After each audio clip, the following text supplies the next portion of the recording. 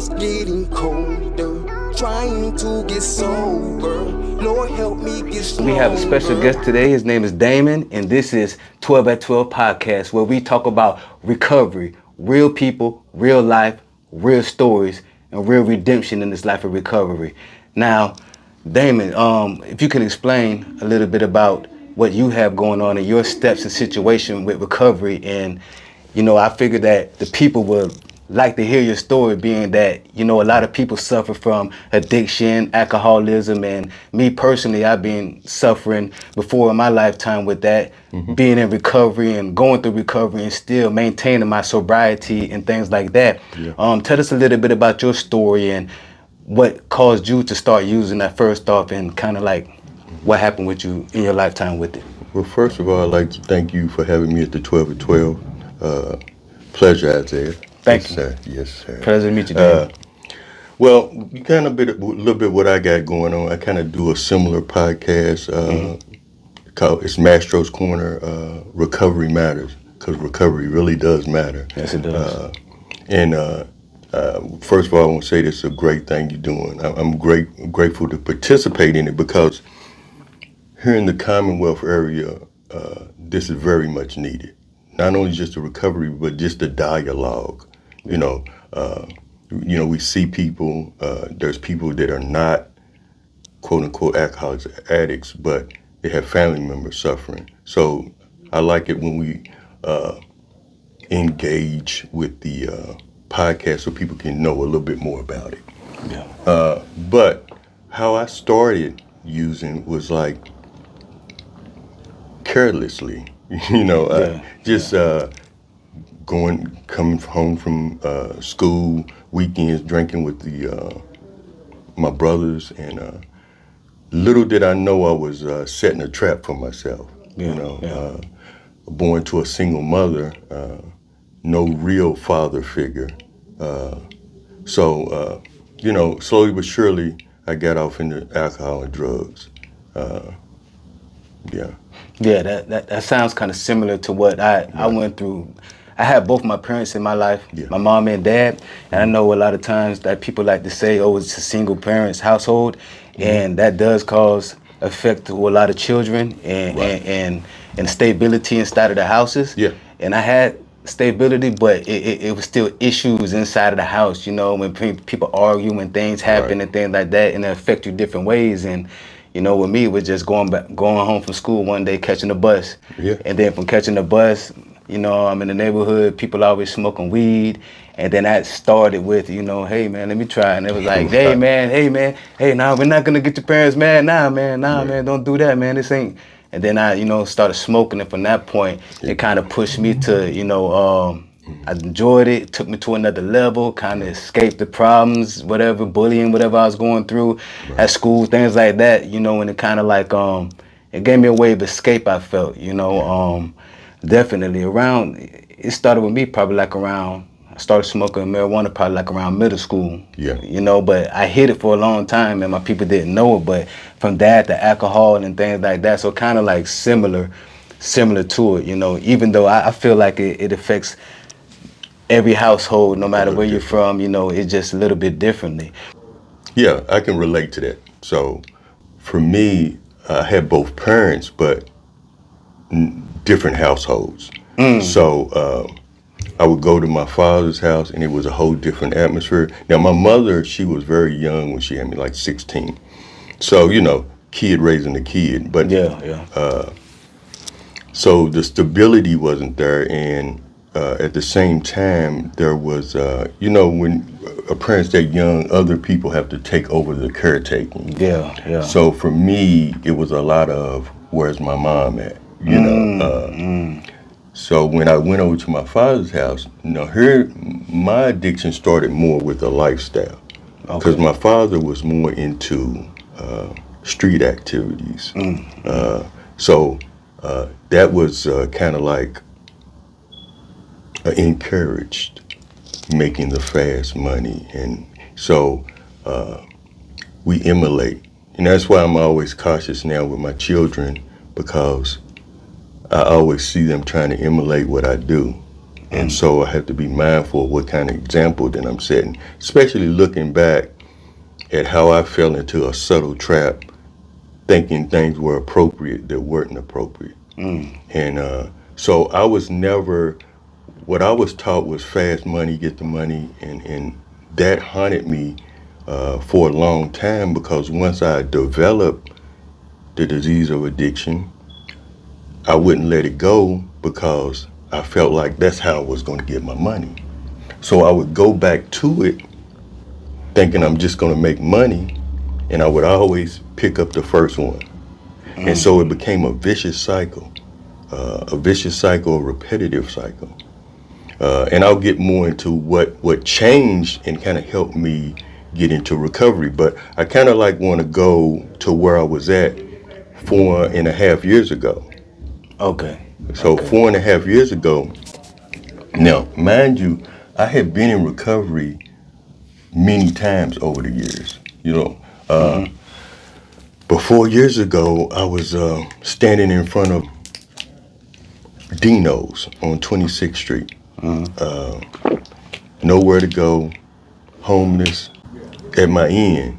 And I never really contemplated suicide, but what I was contemplating was, why even try anymore? So you felt the sense of hopelessness at that point in time, while you was going through the repetitiveness. Total hopelessness. And what a lot of times I fell into, I tried that before. What's the use? But I know recovery works. I've experienced work in my life. So I told myself, I said, before I give up, I'm going to give recovery one more shot. Now, I want to tell you my situation, though. I'm homeless. I had been in a long-term relationship. And the relationship was an enable-ship, where they enabled me to keep on drinking and drugging. And why I say that is, I'd go up and mess up everything. But they would let me back in the house. They would make sure I have clothes. My bottoms weren't so drastic because I would always have somebody to pick up my pieces. Smell. Yeah. Somebody to pick up that slack little piece. Right. And this time, she had said, I'm done. Oh. Now, after 19 years of having that enabler, you're talking about the sadness.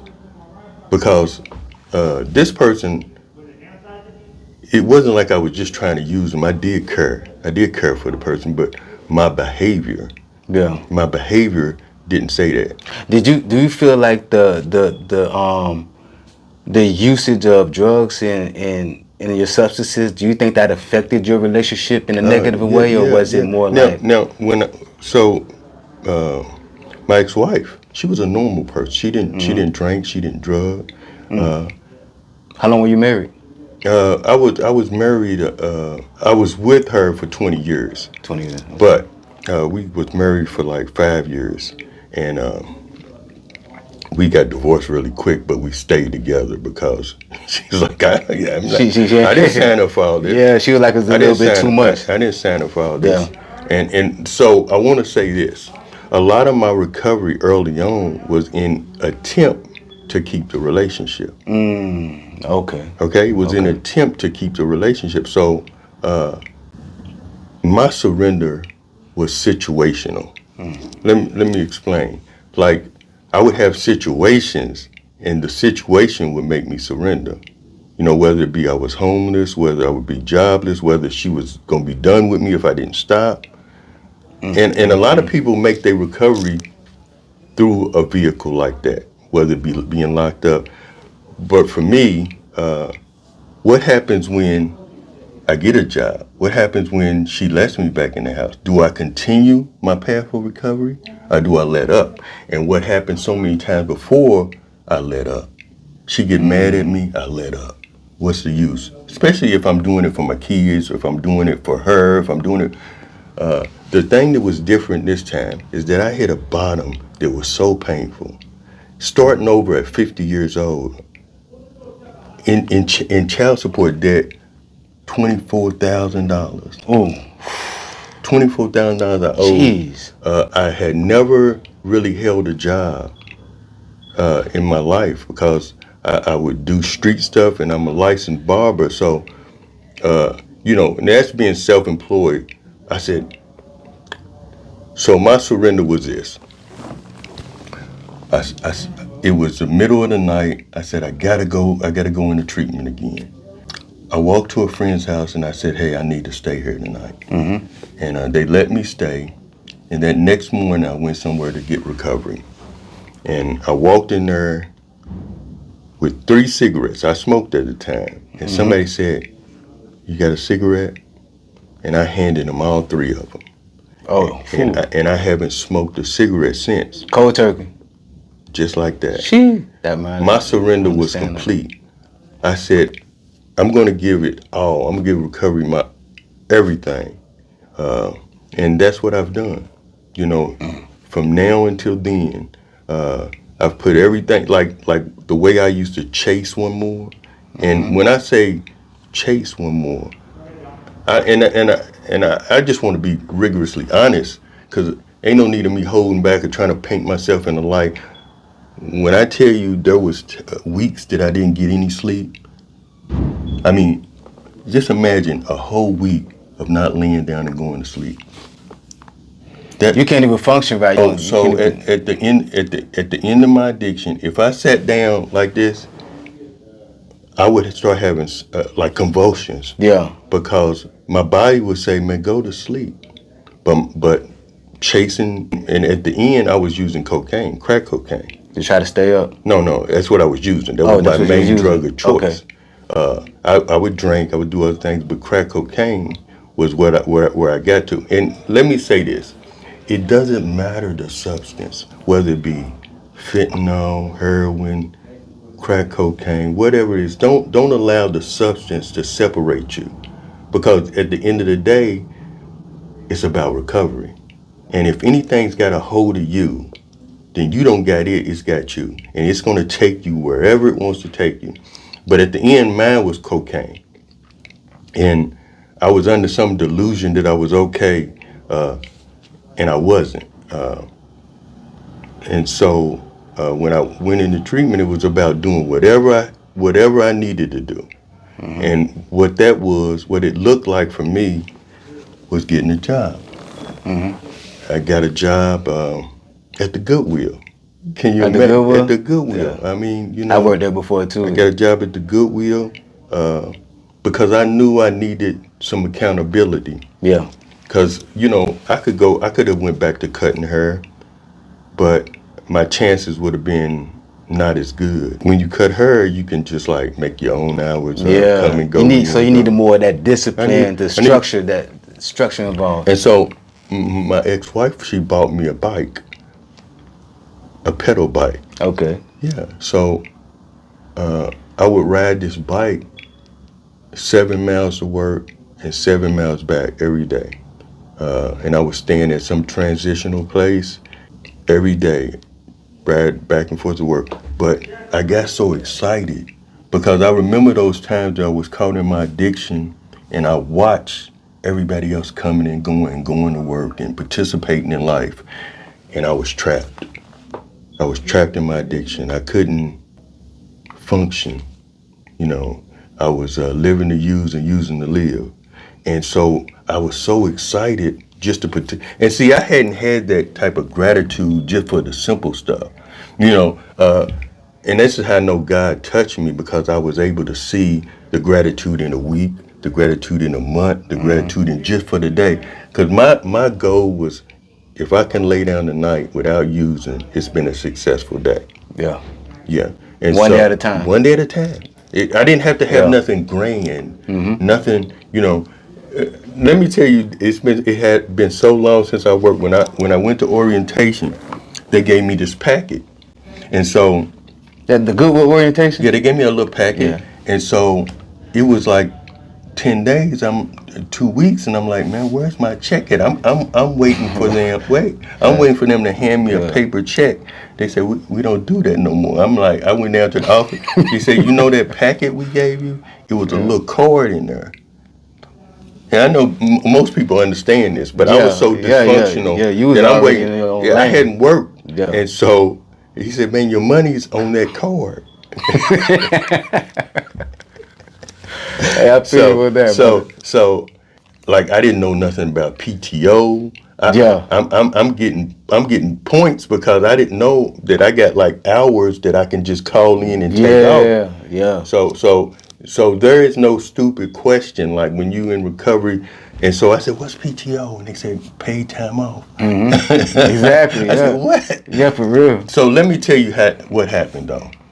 So here's what you got to realize: where we start off in recovery is not where we end up. So I started at the Goodwill. They told me, they said, "Damn, we got a thing where we helping people get hired at GE." Now I'm like, as a recovering person, I always counted myself out as an addict. I said, "They ain't gonna hire me. I'm a felon." And so A lot of people feel that a lot way of times too, yeah. I don't even try because I know what you're gonna say. Yeah. And how can God help me if I always discount myself? So it's kind of like that sense of hopelessness that a lot of people have inside of being A self-projection, like what I feel about myself, I feel like you feel. Yeah. And so since my confidence was down, my belief in myself was down, so God couldn't put me where He needed to put me a lot of times in the past, but this time, no, I was hungry, and so I went on and filled that. So long story short, I got hired. The day I celebrated 1 year, I got hired on at GE. Now I've been at GE the last 3 years, so I've been clean 4 years and been at GE for 3 years. Congratulations. Thank you. I just had a daughter. She'll be 1 this Sunday, June the 15th. Oh. And this was like something that I would have never believed could happen for me. Yeah. 2 weeks ago, I closed on my first house. Nice. I bought my first house. So can you imagine? Blessings, brother. Blessings. So can you imagine going from homeless to being a homeowner in a short period of time? But here's what I want to say. I didn't get any of that by trying to get that. I got that by what can I do today to stay clean and what can I do today to try to help somebody. And God has been taking care of me like God has been taking care of me, and it's so I almost get choked up because so many times I had been trying to do all those things, like, cars, material stuff, chasing material stuff, and it always eluded me. Yeah. I would get it. Don't get me wrong. I could tell you a lot of different stories of having, this, that. I don't glorify that because what was the end result of me getting all that money? Yeah. I was homeless. Yeah. All of it didn't count up to anything. Anything. So I don't tell those war stories like the great I am, because ain't nobody greater than God in my life. Amen to that. Yeah. Amen to that. So Me too. he's done the impossible, and not only has he done it, he's allowed me to keep it, and he's allowed me to share it. Like my 2 boys are over at my house now. And to see the disappointment, to see the neglect, to see the pride that they have for me now, to how they hold me in esteem, and talking about being an example, it's just amazing how God has worked in my life and taken the desire to use away. So it's not like, oh, I'm trying to stay clean. I do the work to stay clean, but God has totally removed that desire. He's given me an opportunity to take that away, but still understand what it's like to live to use and use to live, and to be able to have some compassion and some empathy and some understanding. So when somebody sees me, man, I know he's been where I've been, but he's talking a little bit different. You know what I mean? Yeah. So I think, I think, I believe when God cleans us up. I told you I was $24,000 in debt and child support. Guess how much I owe him now? How much? Zero. Whew. Zero. And it happened amazingly, right?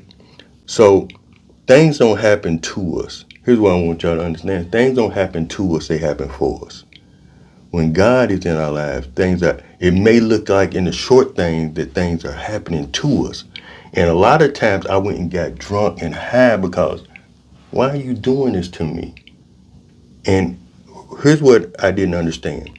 When you say, hold on, when you say, why are you doing? Was it like you blaming God? Yes, Like God, exactly, you're allowing this to happen to me? Childish but true. Yeah, Childish okay. but true. Yeah. But here's the gist of it. And I don't expect, my thoughts are mine, but the way I was living in my mind, God couldn't love me because look how bad I am. Mm-hmm. And I know that sounds insane. Now, you know what? A lot of people, from me understanding, they blame God. And a lot of people who even are atheistic these days, I spoke to, they say, God is the reason. Why does God allow you to be sick? Why does God allow this to happen to me? Why am I in this situation? I did that to myself. A lot of the things, there were consequences of my behavior. Exactly. But I felt like God could wave his mitt and make me like you didn't have to put in the work. Make me avoid. So if I spit in the spit and the wind blows it back in my face, why would you let that happen? Mm-hmm. But here's what I want to say. What I realized this time was God wasn't doing anything to me. He was giving me an opportunity to trust him. Mm-hmm. So, when I ran and went back to using the first one every time when something bad happened, I wasn't giving him an opportunity to mold me. Yeah. So let me tell you what happened this time. So I was at the Goodwill. I was riding that bike. They had this program, Cars to Work. That's actually a good program that they help you out with getting a vehicle and things like that. I got a car through them, a Dodge Caravan. I'm riding to work. Now I'm at GE. I'm riding to work, going to work, and somebody runs a light. High off fentanyl. Hits me head on, totaled. They were high off fentanyl? Yeah. Hits me head on, totals the car. They didn't have any insurance, so that was a loss. So now a lot of times I would have been like, man, what's going on? So I had to get back on the bike and keep going to work. So I got another car. I had saved up $10,000. This time I didn't have to go through Goodwill because I was building my credit. And that's another thing. As we stay clean, we start doing things like building up our credit. And, my credit had got pretty good. I took the $10,000. The bank gave me $20,000. I bought a $30,000 Honda Accord. I'm driving to work. Somebody high off fentanyl hits me head on, tows the car. Again? Again. Within 3 months of each other. Now, in my life, this was like this. See, what I understand now, things don't happen to us; they happen for us. And all we gotta do is walk through it and trust God. How did you feel at that point in time when it happened? I was like, keep doing what I gotta do. Yeah. Don't get sidetracked. Don't get sidetracked by this can happen to anybody. Yeah. I not taking it personal, but see, before I would have been like, man, why are you doing this to me? Why I'm doing the right thing.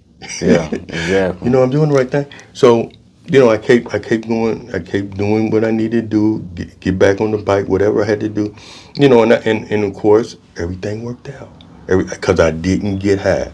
I didn't drink. I just kept on walking through and keep trusting the process. I shared with people. I said, this is what happened. And of course, everything worked out. But, so, I told you I'm out of debt and child support. Part of the reason why is because when and I even cried about this, when I got the little settlement money, child support took it. Now, I would even get high about that in the past. Oh, man, we're taking my money. No, they're not taking your money.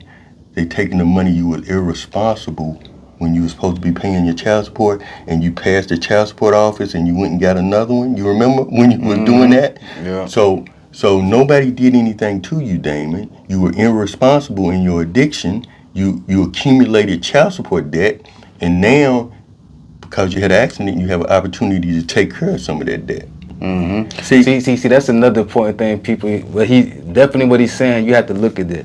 When you're going through recovery and you're trusting the process, your debt gets better. So there's gonna be situations that happen. It's always gonna be situations. Life is always going to happen. Life is gonna life. Right. But it's your perception on how you look at the situation. Right. Are you gonna look at that situation negatively, or are you gonna look at that situation positively and see what can I learn out of this? What's happening? Let me take a time and take a breath and just analyze the situation and realize it's not the end of the world, and not go back to those same people, those same groups, in those same situations that'll lead you back to doing those drugs, going back to drinking, because that's the first thing a lot of people like to do when they they hit a brick wall, an accident happens, this happened, they get fired, lose a job, they be like, it's over with, I'm done, I need to go back, I done tried, I done gave up. But what he's telling you right now is something that you need to remember. Everybody who gets successful with going through recovery, it isn't that, okay, you know what, I got all these plans at the end. You might have these plans, but it's one day, one step at a time. Yes. And so we get clean, and our children might not call us or want to talk to us right away. See, those are the type of things that will drive a lot of us back to getting high. Yeah. And what I had to say to myself, I did that. Give them time. Accountability. Give them time. Give them time to see me doing something. Like I said, they over my house right now. But it didn't happen overnight. It happened over time. And I had to be patient I've hurt those kids. You know, a lot of times I don't realize it when I was, they may have saw me standing on the corner with the same clothes on, driving by. So, you know, and think about, I had to think about how that might have hurt. Matter of fact, I knew my kids had seen me. You know what I mean? And so I don't allow that to put me in no bit of shame, but I understand if I don't keep on addressing my addiction and striving in recovery, that I will end up back in the same spot. You know, I'm not cured of, you know, I'm not cured at all, but it's things like I'm doing now.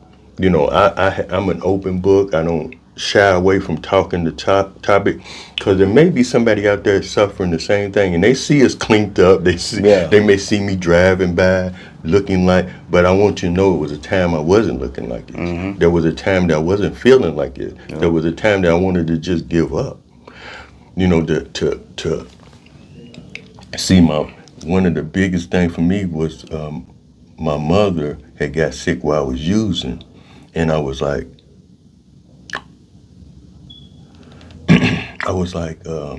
is our relationship gonna end with me being out here like this?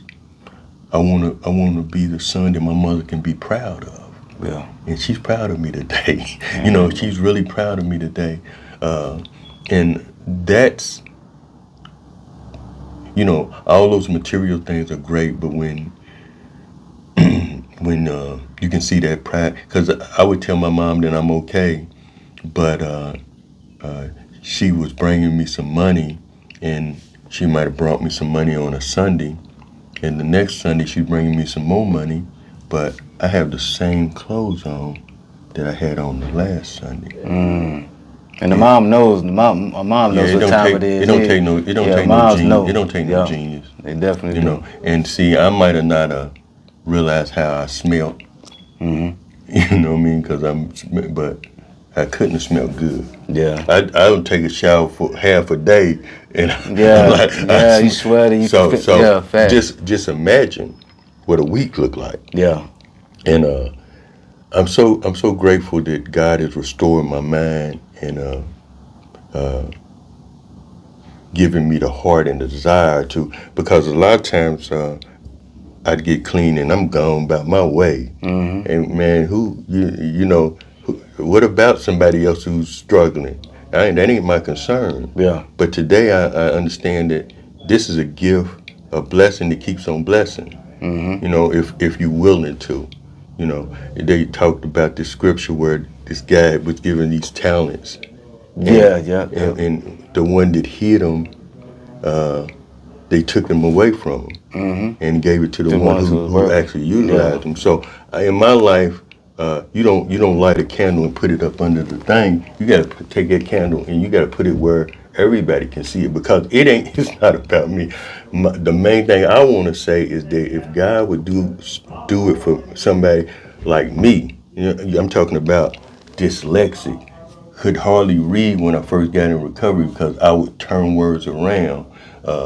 So if he can do it for me, don't let any limitation or thing that you got that says, oh, I'm different from other people. Don't allow that, because the thing that makes you different is the thing that makes you special.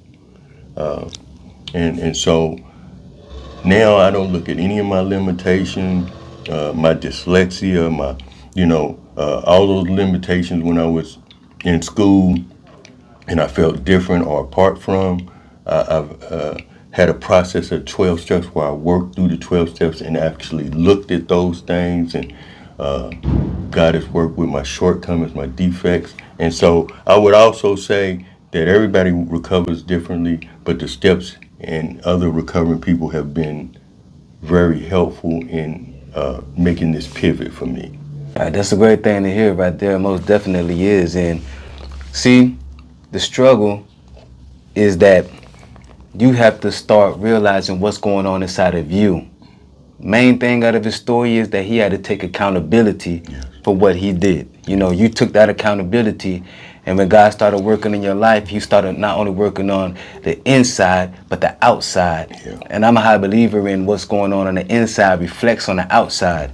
So therefore, if you're beating yourself up, it's gonna wear. You're gonna wear it on your shoulders, even if you try not to. People could just tell. Right. And then when you're going out there, you're taking these steps, you're moving forward, you're thinking, you're praying, and then the doors start opening up here. Listen, when the doors start opening up, it might not just, you're not just going to hit the lotto. You know, some people might, it's very small chance, some people might hit the lotto, but then you see what happens to them after they hit the lotto. Right. That's why it's so important to build that strong foundation, I believe. Yeah. When you get that strong foundation and belief system that you understand that, listen, we're going through life.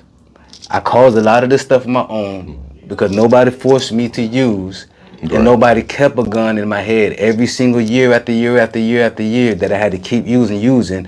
And I have family issues. I'm having money issues. I start having health issues. You know, you reap what you sow. Yeah. People call it karma. I believe in what the word says. You just reap what you sow.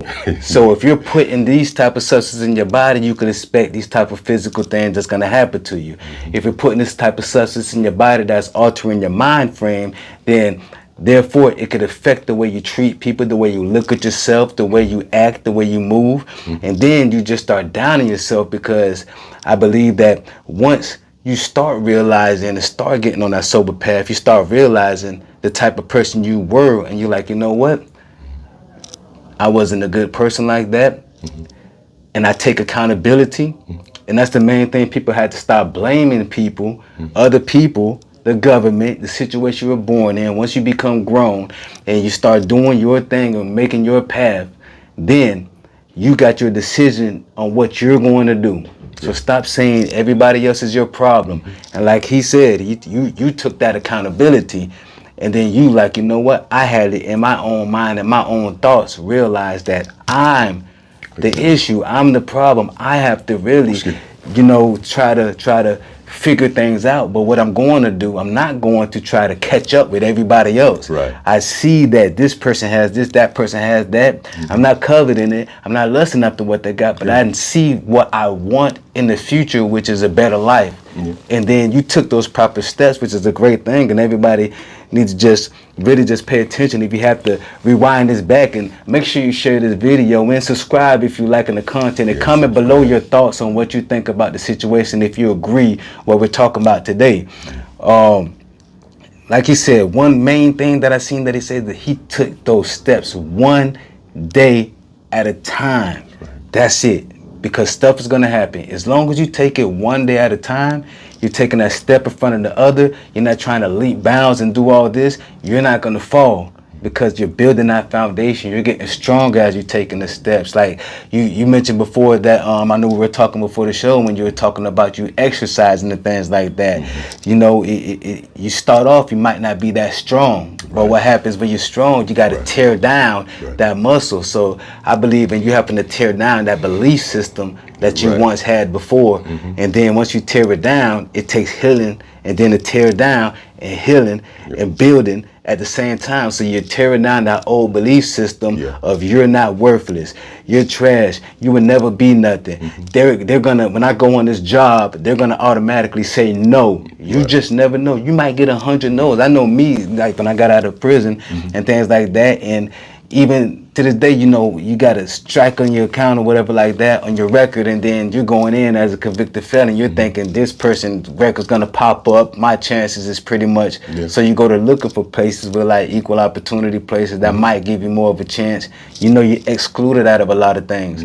And with recovery, I realized that, you know, records and building a record comes with recovery, because you're going to be doing things in the street. Even if you're selling drugs, if you're stealing, if you're banging, if you're doing whatever you're doing, it's going to rack up. You're making up a record because you're doing dumb things out there that you usually wouldn't do.